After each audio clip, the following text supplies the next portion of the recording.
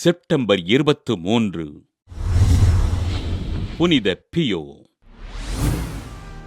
Italy நாட்டிலுள்ள பியத்தரசினா பகுதியில் வாழ்ந்த கிராசியோ போர்ஜியோன் மரிய ஜியூசப்பா டெ நுன்சியோ பெற்றோருக்கு கிபி 1887 ஆண்டு மே 25 நாள் பிறந்தார் பியோ.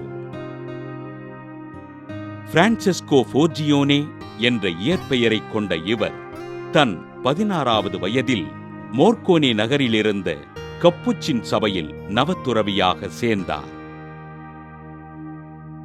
கிபி 1907 ஆண்டு ஜனவரி 27 நாள் நித்திய வார்த்தைப்பாடு கொடுத்த பியோ 1910 ஆண்டு ஆகஸ்ட் 10 நாள் குருவாக அருட்பொழிவு பெற்றார்.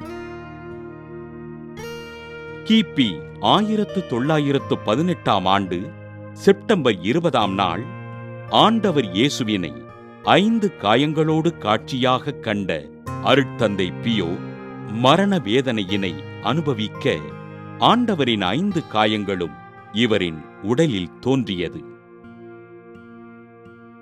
தனது ஆற்றுப்படுத்துதலால் பல்வேறு குடும்பங்களில் நிலவிய சிக்கல்களை களைந்து சமாதானத்தினை ஏற்படுத்திய அருட்தந்தை பியோ 2ஆம் உலகப் போரில் பாதிக்கப்பட்டவர்கள் மன அமைதி பெறுவதற்காக துன்புறுவோரின் ஆறுதல் இல்லத்தினை நிறுவினார்.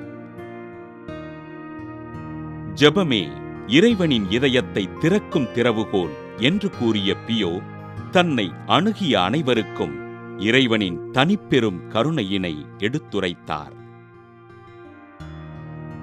ஜெபிக்கும் ஏழை துறவியாக இருக்க ஆசைப்படுகிறேன் என்று கூறி 5 காய வரமுடன் அனைத்து வேதனைகளையும் தாங்கிக் கொண்டு ஜெபத்தில் வாழ்ந்த அருட்தந்தை பியோ 1968 ஆண்டு செப்டம்பர் 23 நாள் விண்ணகம் சென்றார்.